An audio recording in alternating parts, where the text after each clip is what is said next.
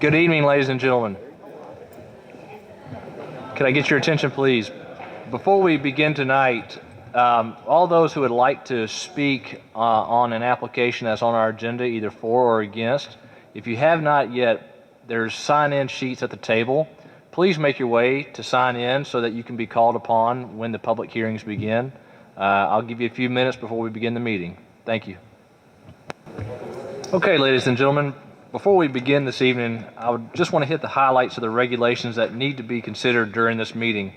Foremost, for the record to reflect any speakers who wish to respond for or against the application or any application on the agenda tonight, each speaker must sign up to register their intent.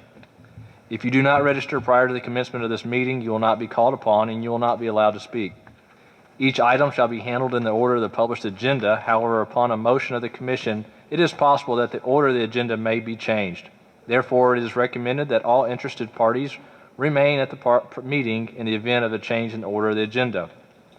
As each agenda item is brought forth, the city staff will present the application, the background of the property involved, and provide a recommendation. After the staff has presented the application, the applicant or the applicant's agent will give his or her presentation of the item. The applicant's time is limited to a total of 10 minutes. The applicant may designate any remaining time for rebuttal to any opposition to the application. All registered speakers who wish to speak in favor of the application will then be heard and will also be limited to a total of 10 minutes, not 10 minutes each.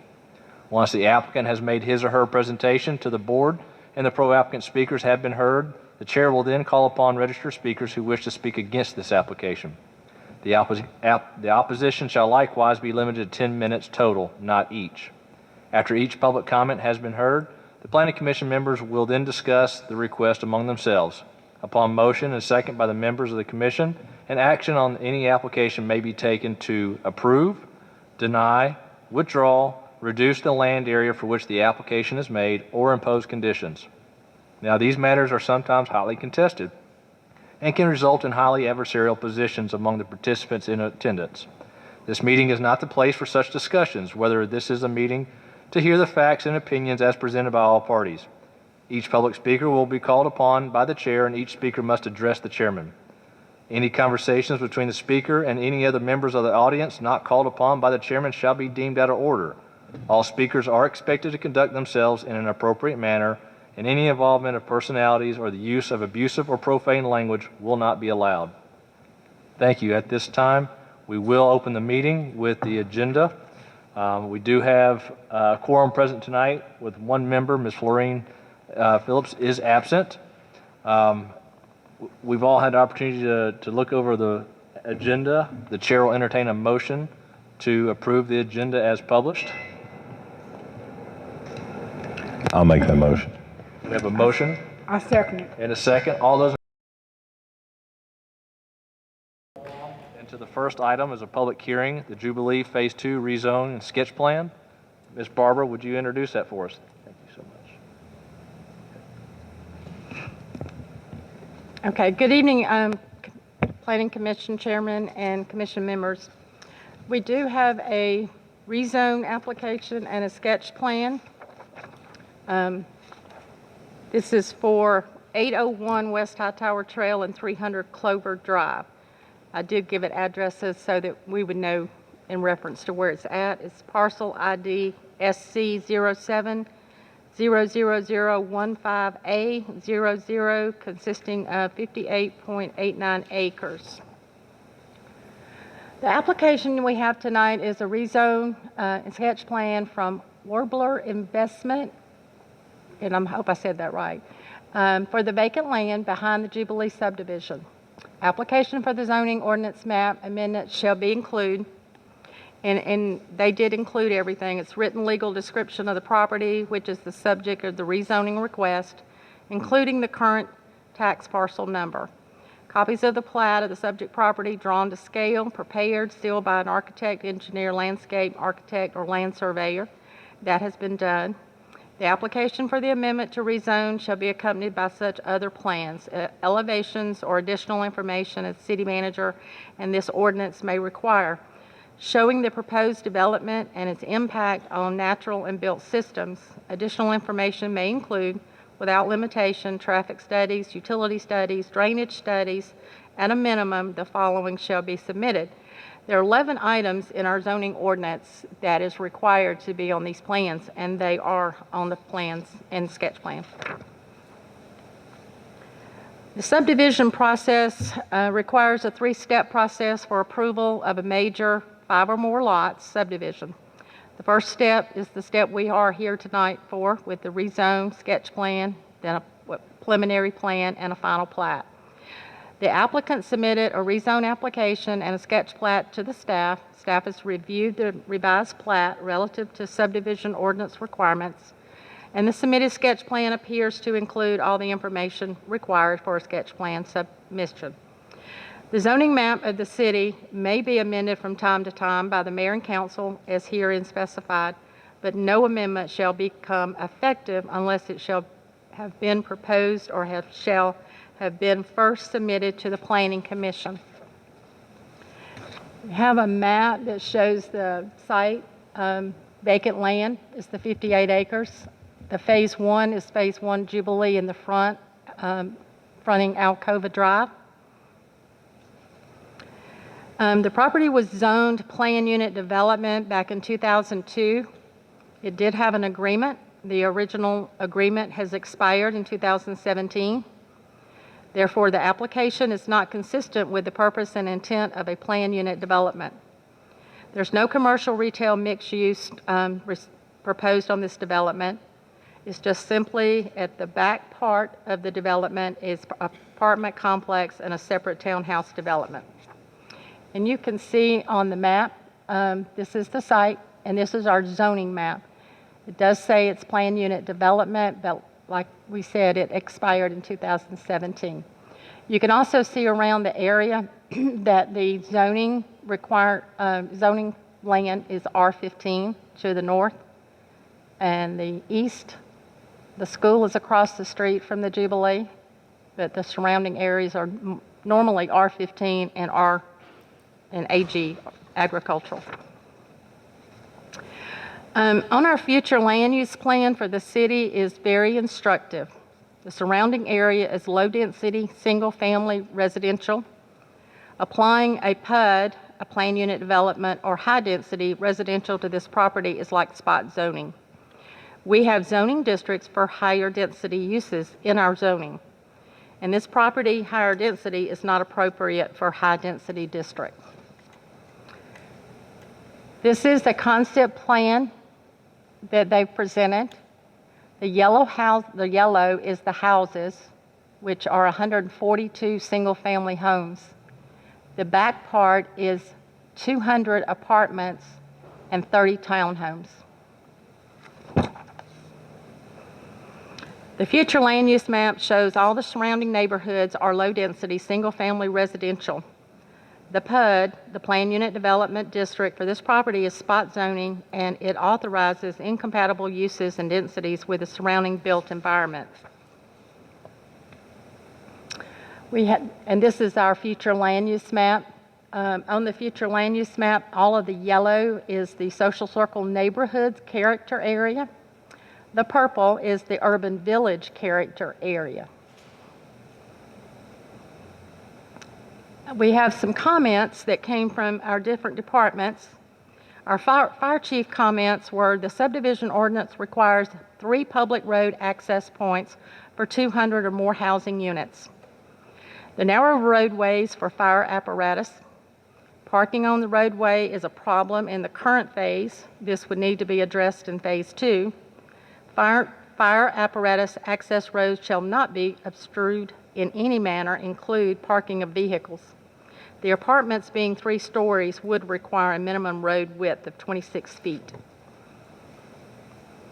We have some comments from the utility department, from the Public Works Director. There is a completion of Spearman Pond upgrades is pending for the construction contract award as of March 2021. The Jubilee wet well is not deep enough to provide significant operating depth to avoid backing up sewers. A new wet well should be provided. The deeper wet well will require use of submersible pumps. The pump station upgrade should be submitted to the city for approval. We would need to require a loop line for the water mains within the development, so they would be less vulnerable for water main breaks. And this is just a little on the traffic.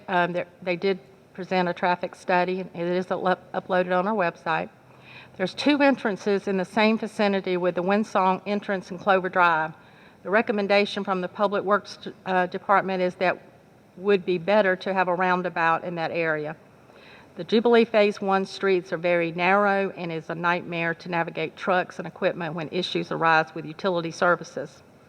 Parking of residential vehicles along the roadway is impossible for utility trucks, trailers, or other equipment to navigate.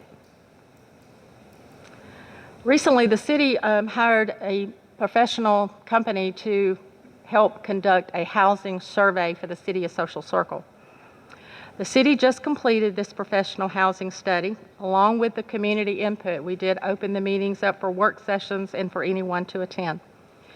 We are meeting to have a fair community development plan for the entire city. Orderly development in the city consists of plans that ensures quality while providing housing options. Apartments and similar dense residential developments, our suggested profile is to have designated areas in the downtown development overlay district to support the commercial and retail businesses. The second area was targeted for the use is near the current transportation corridors near I-20. The subject tract is not near either of these areas and would be gross violation of the professional recommendation of that housing survey. In the city's closing statement, I just want to make sure that the public and the commission knows that the surrounding area is low-density residential land districts and are supported by the R15 recommendation. The proximity to the city school location is a factor that supports lower density uses because of pedestrian traffic concern for children. In our comprehensive plan that we adopted in 2017, the city is attractive to new residents wanting to rent here as well as live here.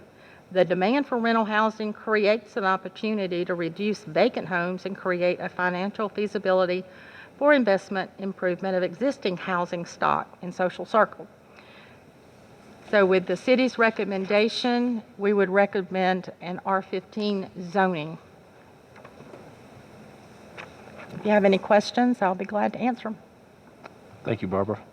Are there any questions of staff from any of the Planning Commission members at this time? Hearing none or seeing none, I'll call upon the applicant for your presentation. Ms. Gray.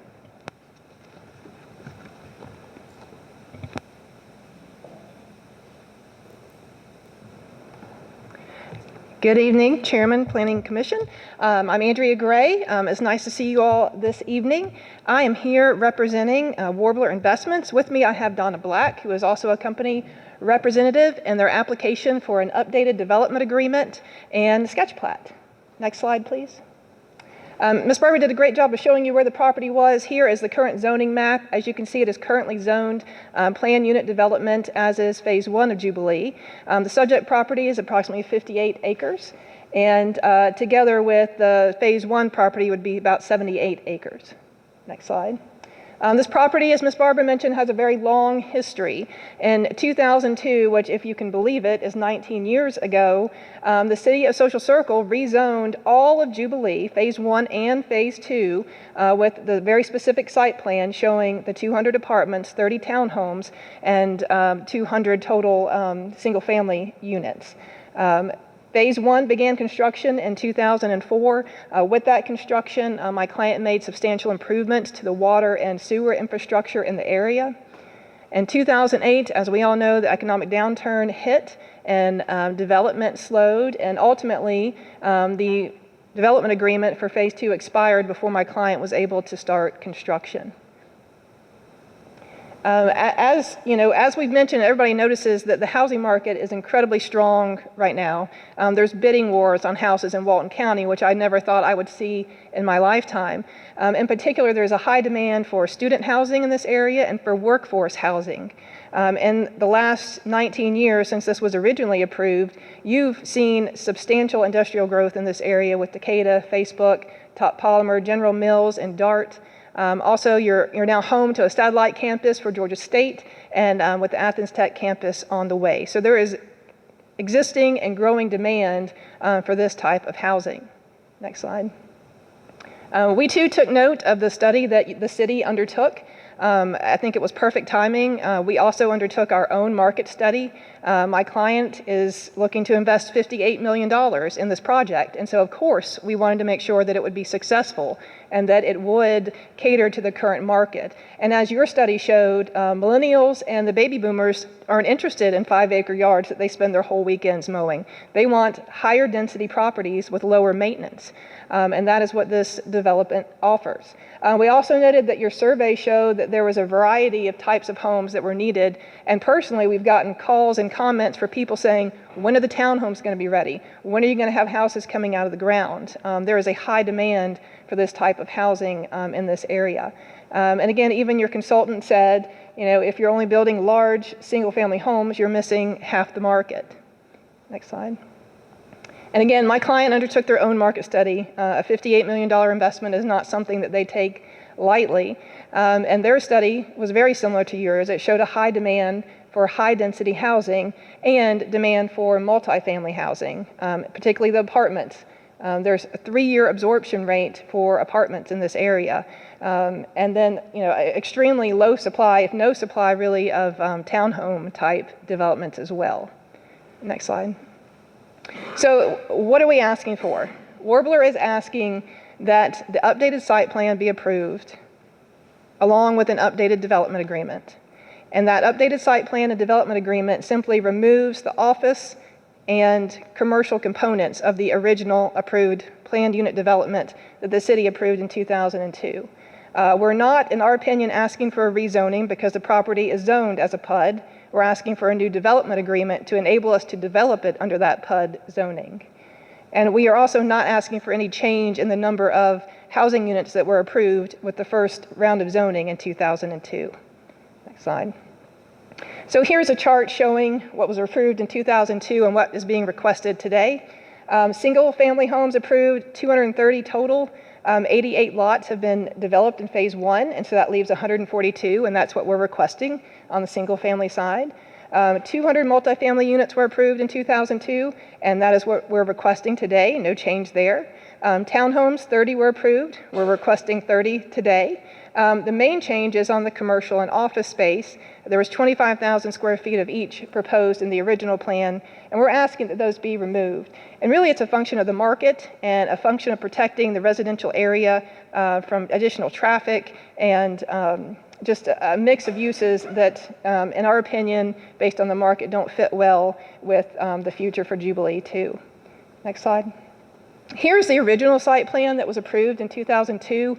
It's a pretty impractical design, a spoken wheel design. It looks neat on paper, but the reality is it results in very small, narrow lots. They're only 30 feet wide. There's no buffers or screening, and the commercial and office space mixed uses would have generated a lot of undue traffic in this residential area. Next slide. So here is the new and improved site plan that we're asking be approved today. It, again, includes phase 2 of the single family lots, which is a natural extension of phase 1, 230 lots there. The lots are wider than what was proposed in 2002. The minimum is 50 feet wide versus the 30 feet wide that was approved. There's ample green space, a nice green square in the middle of the single family development. Into the multifamily development, there are 9 apartment complexes with 24 units in each, and then one with only 8 units proposed. And then you can see the townhomes there clustered to the western side of the property. There'd also be an amenity area for the multifamily portion. The multifamily portion will have its own entrance off of West Hightower Trail, and the single family portion will share the entrances that currently exist for Jubilee Phase 1. We have had some comments and talked back and forth about whether to connect the multifamily and the single family component by a roadway. We are certainly open to that. We thought that the homeowners would prefer this, but absolutely open to discussion. I think you'll find my client is very reasonable, and I'm willing to work with and listen to both the city and the community. Next slide, please. This is just a sketch plat, same, shows the same components as the prior drawing. I just wanted to let you see it because it's also what we're asking be approved. It just includes the additional topo and utility lines. Next slide. These are representative photographs of what we envision the design for the neighborhood to be, and it would be consistent with what is currently in Jubilee Phase 1, which last week I was here for a meeting and I heard somebody say it's one of the nicest neighborhoods in this community, and I couldn't agree with that more. The homes there are beautiful, and we would make sure that it would be an extension of that for both the single and the multifamily. No vinyl siding, all brick, stucco, hardy plank, street lights, sidewalks, again, to match the beauty that is currently there. Next slide. So again, my client is willing to make a $58 million investment to make this development happen, and that will generate substantial tax revenues for this community. Currently, you're generating about $1,300 per year on this property. Once developed, you would be generating about $2.5 million per year on this property, and that would more than offset any cost for school or infrastructure upgrades and be a great source of revenue for water and sewer fees to the city. Next slide. We too reached out to the city to make sure that they had sufficient water and sewer capacity, and I appreciate the recommendations on the upgrades, and we will certainly look into that. But we were assured that the city has about 250,000 gallons of excess water capacity, and we only need about 80,000. And also the city has about 300,000 gallons per day of excess sewer capacity, and we only require about 80,000. So with the extra capacity and the extra infrastructure that my client put in 2004, we are well situated to accommodate this project from a utility standpoint. Next. The traffic study, we did undertake a 130-page, if you'd like to read it to fall asleep one night, be my guest, traffic study. It looked at 9 different intersections in the vicinity of the project, including those, right across the street here, the main entrances into Jubilee Phase 1. After all of that analysis, what was concluded is that we need to put a left turn lane onto West Hightower Trail to accommodate the multifamily portion, but that no other immediate upgrades were needed for the other roads. Next slide. Outreach efforts, we have sent letters to all the property owners in Jubilee Phase 1. We created a website with an interactive presentation of me talking, if you want to hear more of that. Also with a Google form that you could fill out and send us questions. And we got about 15 of those questions, and we responded to all those immediately. Got some great feedback from the community, which is why I mentioned possibly connecting the 2 portions with roads. And then we got questions about the amenity areas in the development, as far as would Phase 2 of the single family have its own? Would it just be the multifamily? And so we had a lot of discussions with the HOA president for Jubilee Phase 1 and got pretty far down the road. And just as we were updating the site plans, yes. That was 10 minutes. Oh, I'm sorry. That's okay. Thank you so much for your 10 minutes. Now, please stay there because I know I'll have questions. Okay. Other planning commission members may have questions as well. Are there any questions of the applicant's agent at this time from anybody? I know. Yes, ma'am.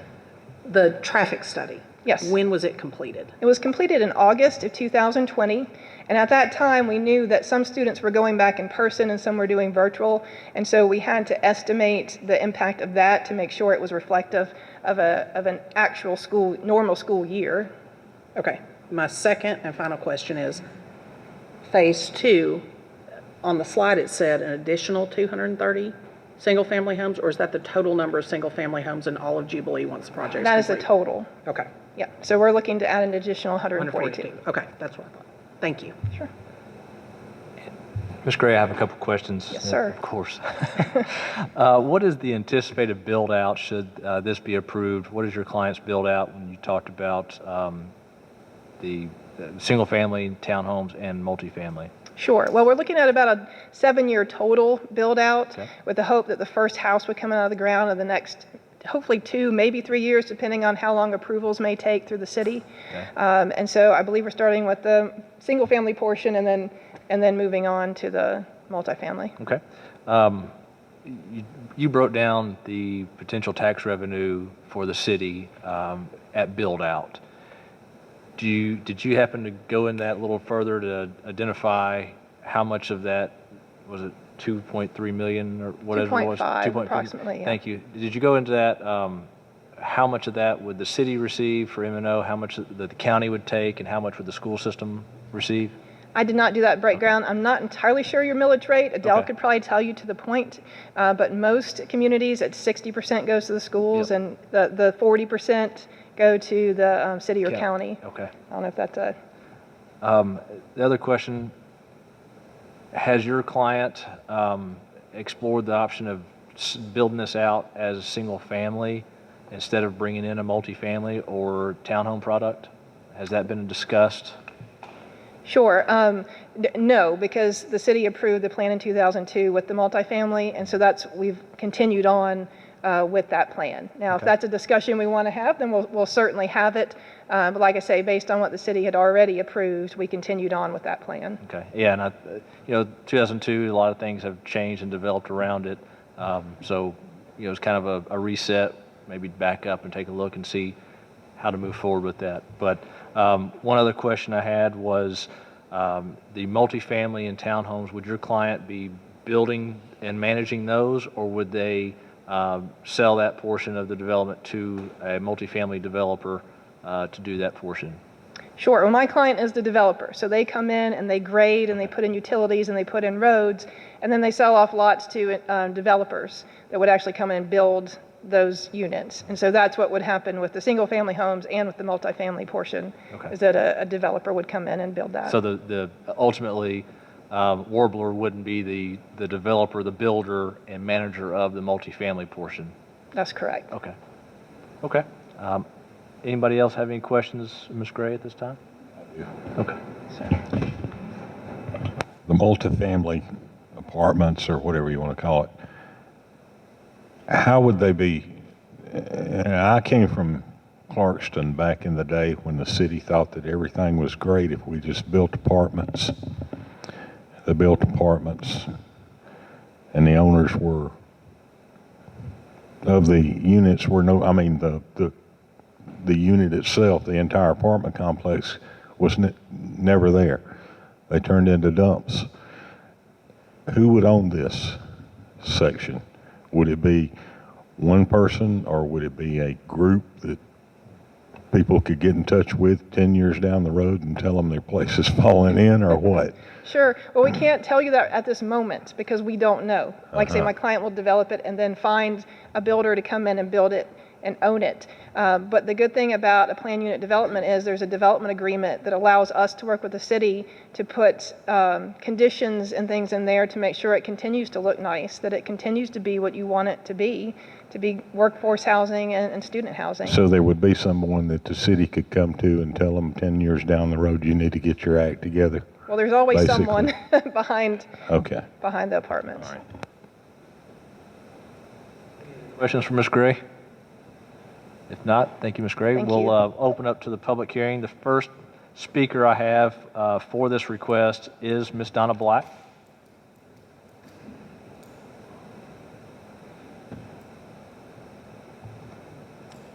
Ms. Black, you're the only one other than Ms. Gray who signed up. Ms. Gray is the applicant's agent. You have 10 minutes. This will not take but a moment. I just wanted to, I really put my name on the list in case you had questions for me as the developer so that I would be on your docket. But I do want to thank you all for your time and consideration. And we look forward to starting our next phase in the city and working with the city to produce a product that we can all enjoy and be proud of. I'll be happy to answer any questions. Thank you. Are there any questions of Ms. Black at this time? No? Thank you, ma'am. Go ahead. Thank you. So as a developer, Yes. the question was asked about the options to maybe do something different as not doing the multifamily structure. I mean, is that something as a developer that y'all would entertain as far as the site plan? Because it sounds to me like you're just a site developer. So you're just getting it ready for something to be put on the ground. But obviously if you're gonna develop it for multifamily, that's gonna be one way. But if you're gonna develop it for single family, stretch out the lots, make it a little bit bigger to fit the dynamic that we already have in the area, is that something that y'all are willing to talk about? Well, I'll tell you that when we purchased the property in 2002 or so, the plan was already in place, and so it was purchased with that intent. with that valuation of the property for that sort of density. And we've already removed the commercial and the office uses from the property because we didn't feel like those were really appropriate for that location in the city. And we have expanded the lot size already with the plan that we have now. So we have not considered a property that is all single family because of the existing zoning. But like I said, but given the situation, things have changed since when this was first done in 2002, first phase in 2004, lots changed with the markets. I understand our housing study, and I understand what y'all are coming from, but is that an option that y'all would at least entertain a conversation about to look at another option as opposed to multifamily? We could discuss it. Okay.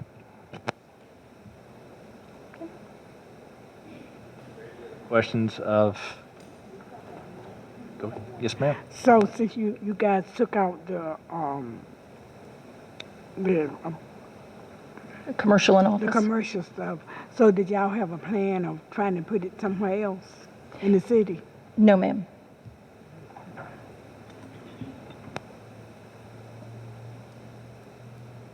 Thank you so much. Thank you for your time. At this time, we'll open up, I'll call upon, this is for those who have signed up to speak in opposition to this request. The first speaker is Ms. Cheryl Payton. Please come forward. Thank you.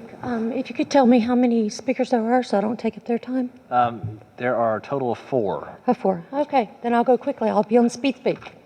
Okay, my name is Cheryl Payton. I'm a resident currently of Jubilee. I moved to the neighborhood for the vibe, for the community vibe, for the aesthetic appeal of the neighborhood. Love seeing the children play, even though I'm an empty nester. And I do like the small yard, especially as a potential retiree. However, I'm been asked to speak on behalf of the residents in Jubilee, and I would like to state that we are against the multifamily units. For the traffic that it will cause, for the additional wear and tear on our roads, for the additional concerns about student housing. I don't think that's appropriate for our neighborhood. There's lots of other places that would be more beneficial for student housing to provide. We understand that it's needed, it's just not appropriate in Jubilee. We also have concerns that Section 8 would be at some point approved for those multifamily housing, and which would eventually affect our property values, and that's a big concern for us. Additionally, while the same amount of units is in the plan, what we notice is that the plan is significantly different, which changes the aesthetic and visual appeal of the neighborhood. We already have some houses that don't meet the Charleston, Savannah, the previous house site plans that were supposed to be in there. And we have some concerns about that. They state that the road system for single-family housing is consistent with Phase 1, and while that's factually correct, the new site plan is not consistent with the Jubilee Urban Code, which incorporates the concept of traffic calming and uses the strategies such as roundabouts, discontinuation of long streets, utilization of streets terminating in focal points, and all in an effort collectively to slow people down, to stop them from doing this. If you notice in the new plan, it is a big U all the way around all of the single-family units, which does not encourage traffic calming at all. We already see on the back of Tan Yard where people will speed up and go faster there. We do realize that we are very concerned about the limited entrances. Nobody's going to use, for construction purposes, the middle entrance because it dead ends into the clubhouse and you can't make that turn. So we've already seen significant curb damage and other damage from builders in there who are running all over the curbs and breaking them, and then they don't want to talk to you to try to fix them. So we've seen some of that. We're concerned about the significant 7-year build out of traffic going up and down those 2 outside entrances, which will deteriorate our roads. We're concerned about our children, and there's no other entrance planned for the single family units. So we're very concerned about that. The parking, the old plan, the majority of the homes utilize alley parking, which was in the urban code. The new plan does not include, and they have confirmed via an email, that they do not plan any alley parking whatsoever. The old plan had 8 separate green spaces. The new plan has 1 park for 142 family homes and one part for collective multifamily homes. Okay, forcing everybody into one area, which reduces the aesthetic appeal of the whole neighborhood, and the thoughts that you don't have to go so far from your house. You've got a green space nearby in the old plan where you could go and do that. We're definitely concerned about the schools, and Warbler has stated that they had an impact study, and it only affected 2 children per classroom. We're concerned about the validity of that study and the actual realized impact on the school system in a short period of time. And the pools. The 142 new homes are going to be using the existing pool. I was there Saturday. It was packed. I don't see how it can accommodate that. With the barrier for, even though we're against the multifamily homes, if that were built, then that pool is cut off from the new section. So the amenities in phase 1 are being used for phase 2 as well. And that's a concern of ours, that it's not going to be fun to go to anymore because there's not going to be enough room. And finally, the neighborhood vibe. We moved there for a reason. I mean, I drove through the neighborhood and I fell in love with the neighborhood, and I saw kids out playing and people talking, and it kind of made you feel like you were stepping back in time, and I loved it. And I said, I'm willing to be on a list to wait to live here. And so I understand they're wanting to build there, but it also has to represent the current vibe that we have now. Thank you. Thank you, ma'am.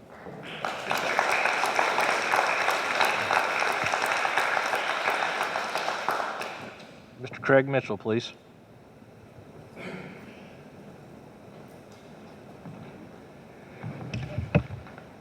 Thank you, Mr. Chairman, Council. I'm here to represent the folks that live on Clover Drive. I live at 498 Clover Drive, and we just don't think this is a fit. I mean, bottom line, it's been 19 years since this thing was approved. A lot of things change in 19 years. 19 years ago, I had a full head of hair. So things change. If you look at it just from a public works standpoint, because I'm in public works, not here, but I'm in public works, the interior roads and everything will be a nightmare in this place.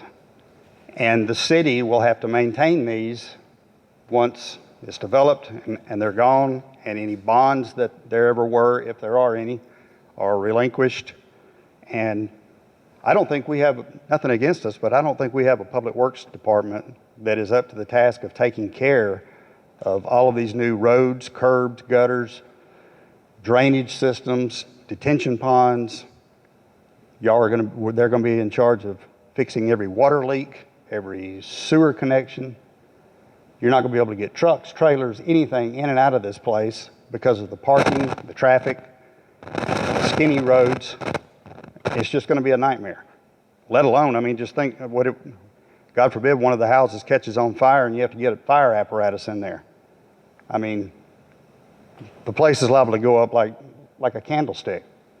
And I'm not a fireman. I just have buddies that are. So I don't know. I'm just Mitchell, speaking. if you could keep the comments towards us, please. Okay. Our homes are zoned ag, and we're less than 1,000 feet away from this development, which just seems really bizarre to me to stick an apartment complex to where I can be out on my tractor riding in my field and look over and see apartments. I know of 5 of us that just had our hay fields cut. So, I mean, it's a major concern to us, the traffic of what it'll do to the roads around us. And one thing that I have not heard at all is the price point that these apartments seem to be shooting for, the clientele. I mean, if we're shooting for upper echelon people that are going to be paying $1,700, $1,800 for a 1 and 2 bedroom apartment, that's one thing. But if we're going for affordable housing that's going to be moving in right there, I don't think, I mean, nothing against it. I used to live in an apartment. I think we all had an apartment when we were young. But some families, that's part of it. We just don't want to see it. And it sounded to me, the last thing that I heard was, it sounded to me like that the apartment complex is going to be a commodity for the most part. Once it's built and done, it'll just be traded like an investment firm, to an investment firm to be checked out. Most of the people won't even be in the country, let alone in the state. So that's just some of our concerns.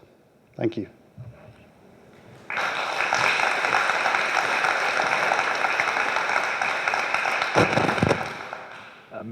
Randy Jackson, please. And there is a minute 57 seconds remaining, Mr. Jackson.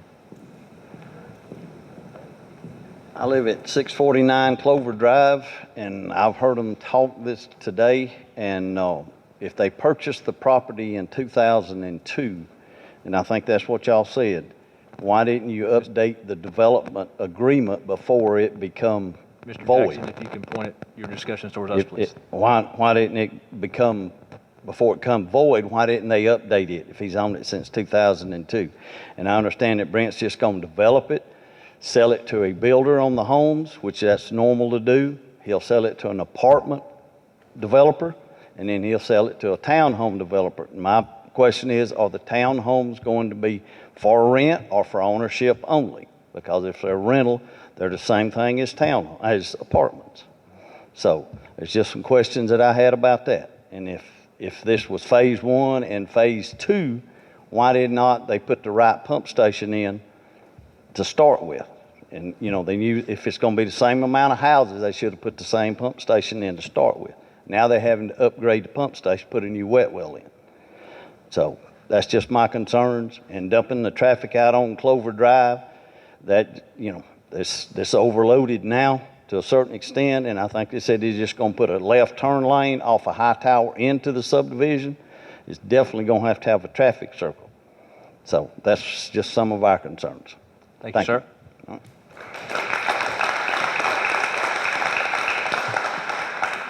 And Janet Bones.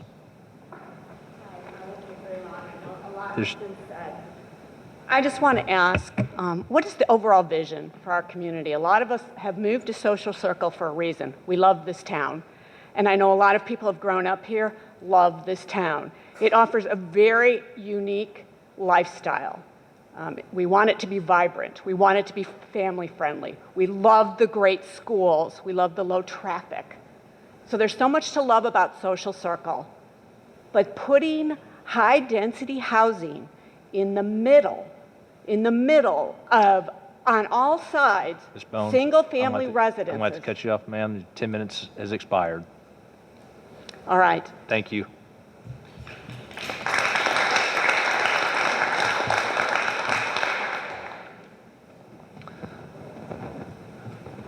We've heard some public comment. I have a few questions, and I'm sure some of you may have questions. Ms. Gray, there's no time for rebuttal, but we do have questions. If you would please step forward. I too had the question that Mr. Jackson had is the development agreement expired in 2017. Your client owned the property prior to that. Why wasn't this brought forward before then? You know, here we are several years later. Can you answer that perhaps? Sure, it absolutely was not intentional. It was a mistake. They made a mistake. They should have renewed it. They didn't. And so, you know, here we are asking for an updated development agreement. Okay. Are there any other questions that anybody had after hearing, public hearing?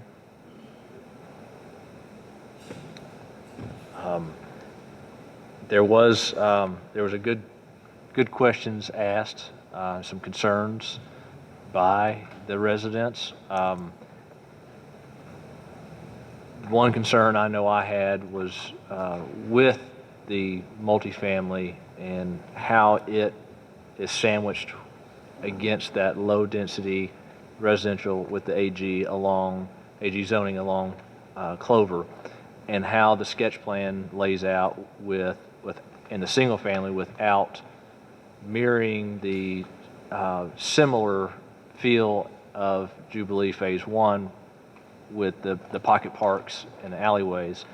Can you talk a little bit about, or do you have maybe Ms. Black can come up and talk in detail about why go away from what's working? Phase 1 works. It appears that the homes are sold before they're built, and people are this highly desirable area. They are smaller lots, and the idea in 2002 with the overall master plan was that you had the pocket parks to act as community green space for the residents to gather. Why the change in the layout, going away from that model that seemed to work and create kind of the community identity for Jubilee? Sure. Well, the intent was to continue on with that community feel. It is a gorgeous neighborhood, as everyone here, I think, can agree to that. But the design is really based just on more practicality. It seemed to have a better flow. It allowed for the larger lots. 30 feet wide was what was shown on the prior plans, and we've expanded that to 50 and 60, depending on the location of the lots. So that was a consideration, trying to widen the lots. There is significantly more green space. It's just more around the buffer. I guess our assumption, which, after hearing things, maybe would adjust, was that the single-family component would want to be separated more from the multifamily component, and so we added a lot of the green space in that area. We did include one kind of park area for the single-family portion, and again, we had many conversations with the HOA about possibly putting in a splash pad or some other component there. And we were happy to continue those, but they preferred that we come here and do it in this forum. And so, happy to talk through that more. And also, Donna, if you had more to add about the rationale behind the change in design, I'd love for you to add to that as well. I don't know if you can put the site plan back up there, just so that other folks who are not as familiar with it can see it. But as Andrea indicated, we actually have a great deal more green space in this plan than we had in the previous one. The reason the multifamily units were located where they are, that is where they were on the previous plan, and that is where the very small lots were on the previous plan, as well as the commercial and office. And so the higher density area, we tried to keep it as similar to the other plan as we could. That plan is atrocious, and we did not draw it. And the city was very excited that we wanted to revise that plan when we came in originally. And so our attempt was to put the higher density product, basically where it was previously. Okay.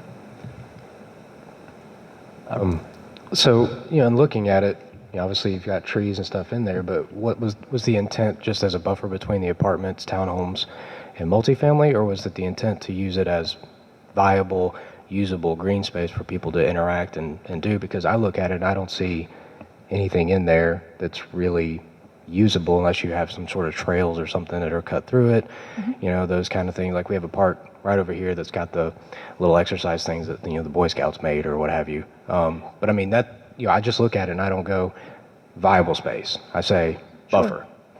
Sure. So I mean, that Sure. to me makes a difference as far as, there's more green space by definition, but in reality and practicality, it's just we feel we got to separate this from this. So what does that say to the people that are moving into the subdivision if they have to have a green space that's not usable, but it's a green space to separate us from what we're building over here as part of our phase? And that to me, the projection that causes makes me have a moment of concern just looking at it from somebody that would want to be moving into this place or that already lives there.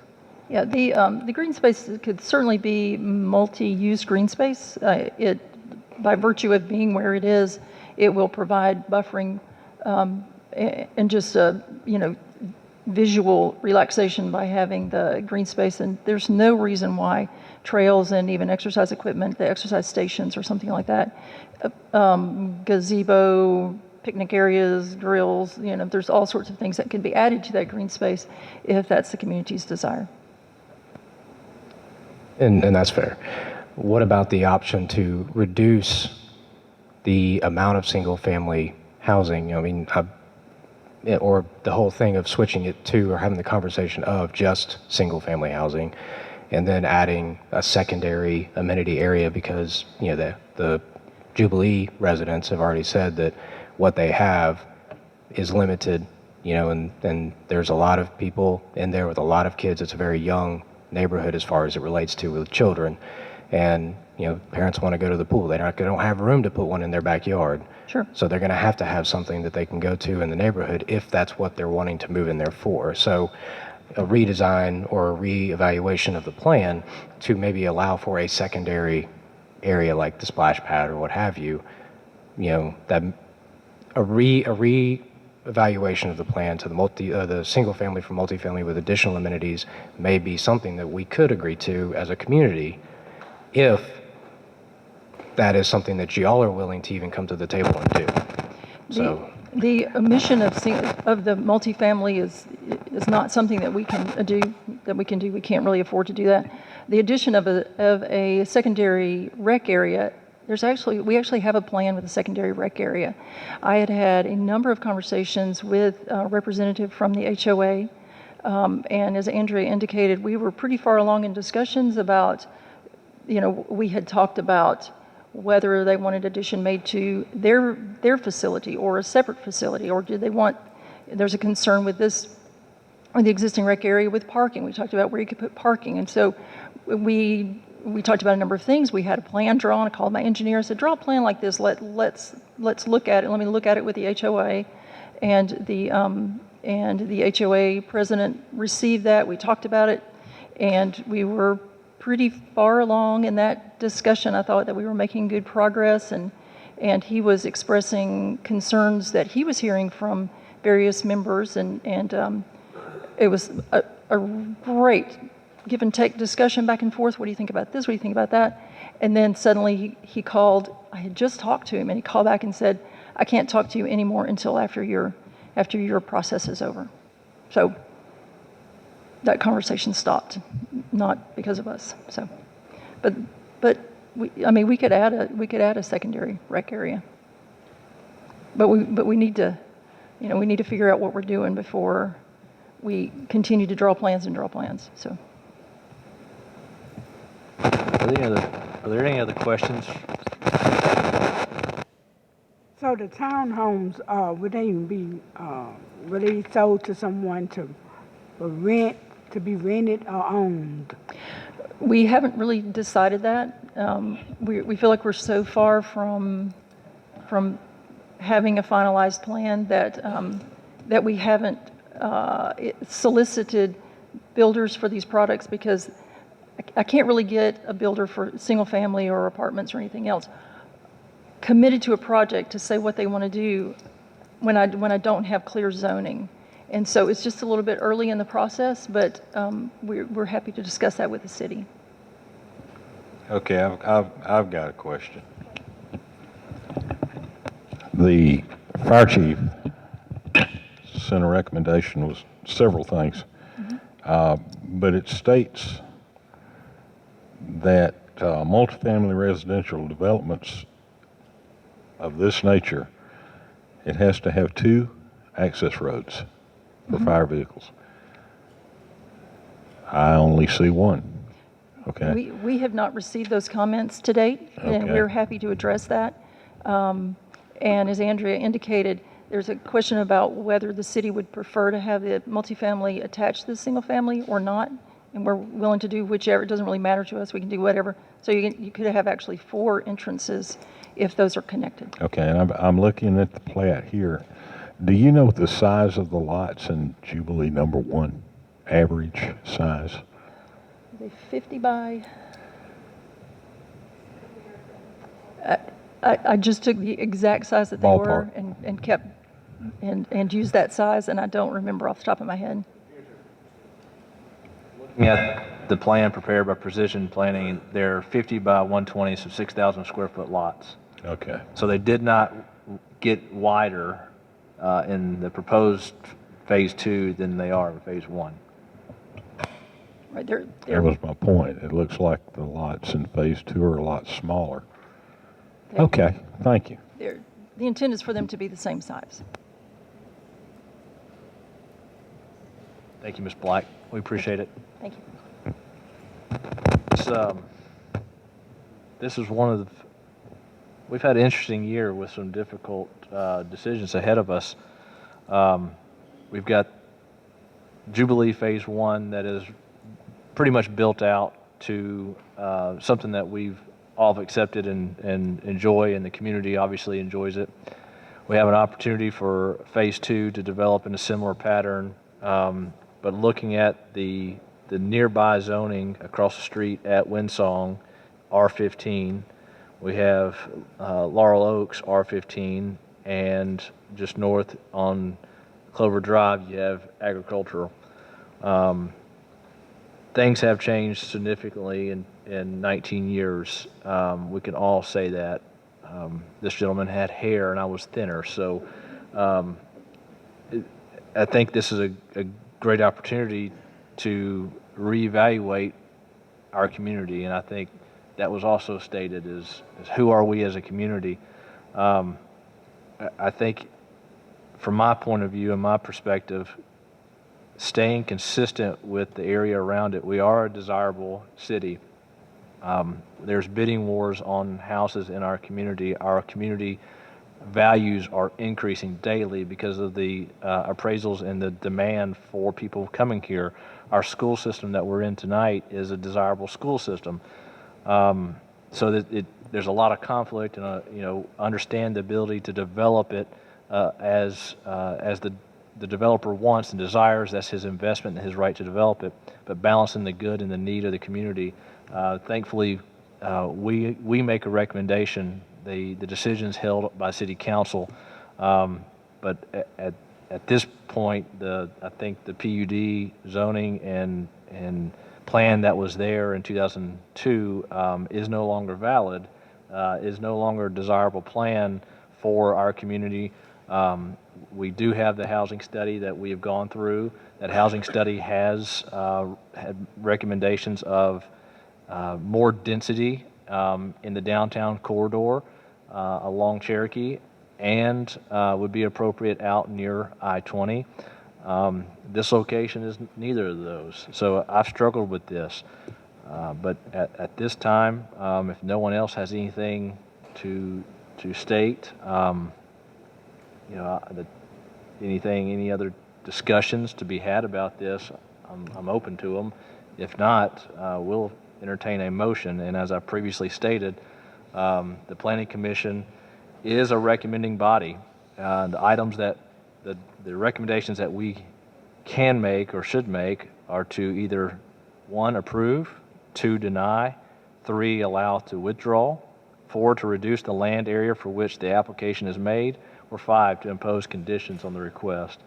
At that time, I'll yield the floor to anyone else who would like to speak on the commission. I have a few things. So my own daughter goes to school right across from Jubilee. I have lots of friends in Jubilee. I like Jubilee the way it is currently built. I do have some very serious concerns about the high density housing to the rear of it, and a little bit of the size of the proposed the number of proposed single family homes. For high density housing for students and for employees, I feel like those need to be in a higher traffic area, especially college apartments. I know it's been a long time since I was in college, but I know what happens in college apartments, and they do not leave them better than they found them. So that does cause me, it has caused me to think a lot about that portion of this project. I don't think the high density housing continues the character of that neighborhood at all. And for apartments like that, if they're bought up by a management company that doesn't care what happens to them, that's too far out of a main corridor, and some really bad things could happen there to other people's property values, and I don't feel like it's the type of neighborhood that should butt up against agricultural lots.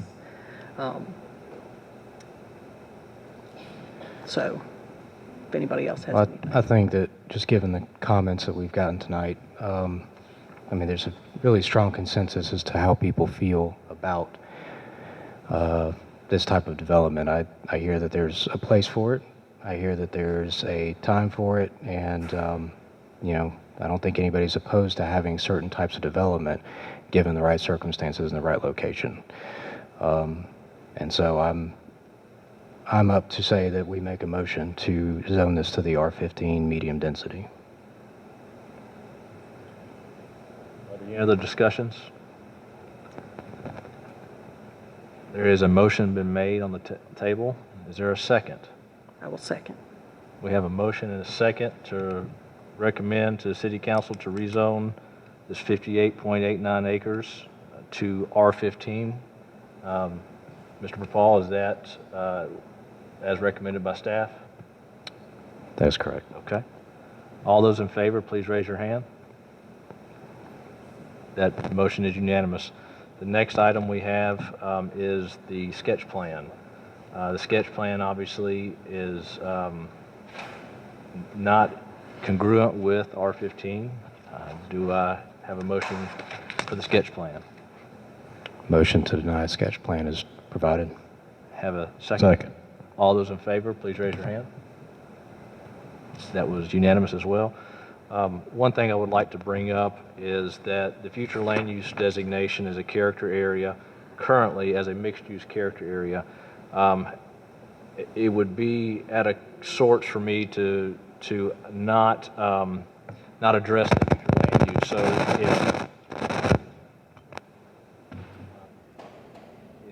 we are making a recommendation to rezone the property to R15, I would ask that this planning commission also consider making a recommendation to amend the future land use map from the mixed-use character area to the neighborhood residential, the medium-density residential character area. Is that something that this body would consider? Yes. Yes. Could I hear a motion for that? I will make a motion that the future land use map be changed to a medium-density zoning and not mixed use. That is a medium-density land use category, right? Yes. Second. There's a second. All those in favor, please raise your hand. That was unanimous. Thank you. All right. Thank you, ladies and gentlemen. For all those that the action taken tonight, again, is just a recommendation. The City Council makes the final decision. Our recommendation tonight was to recommend that City Council rezone the property to R15 and amend the future land use designation to a medium-density residential neighborhood instead of the mixed-use character area. We also recommend to deny the sketch plan as provided. We do have other business to consider tonight. If you'd like to sit still, we shouldn't take too much longer. At this time, Ms. Barber, I'll turn it over to you to discuss update from the housing assessment, or Ms. Adele.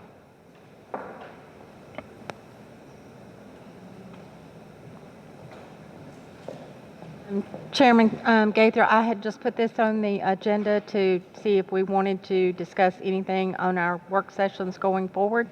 We do have the report on the housing assessment, and I wanted to see if we wanted to make any additional work session dates, or if there's any other items that we'd like to bring up regarding our housing assessment. Correct me if I'm wrong, but at our last meeting work session on housing study, did we set a date for it to have it from the consultant for our review? I thought he was going to provide it to us within 2 weeks. Yes, he's supposed to get it to us, and we're going to put it online so that we can get comments from the citizens for everyone, so that we'll have that ready for us when we go back to the next meeting. Okay. Well, at this point, I think it's probably best to wait till we receive That's true. the study Yes, sir. before we schedule any other public work sessions. Yes, sir. I just wanted to make sure if we had it, we could schedule it, but if we don't, then we'll get that online first so that everyone has a chance to read it, make comments, look at it, and then we'll schedule a work session. Thank you, ma'am. For all those that are still remaining, I think it's probably pretty imperative that we're all neighbors. It's easy to say. Please go online when that report is published and review it and provide comments, because we're here for you just as much as you are here for us. So are there any other new business items, Ms. Barber, to consider tonight? No, sir, we don't Okay. have anything else. Thank you. At this time, the chair will entertain a motion to adjourn. I'll make that motion. We have a motion and a second by Mr. Gaither. All those in favor, please raise your hand. Thank you. That was unanimous. This meeting is adjourned. Thank you, everybody.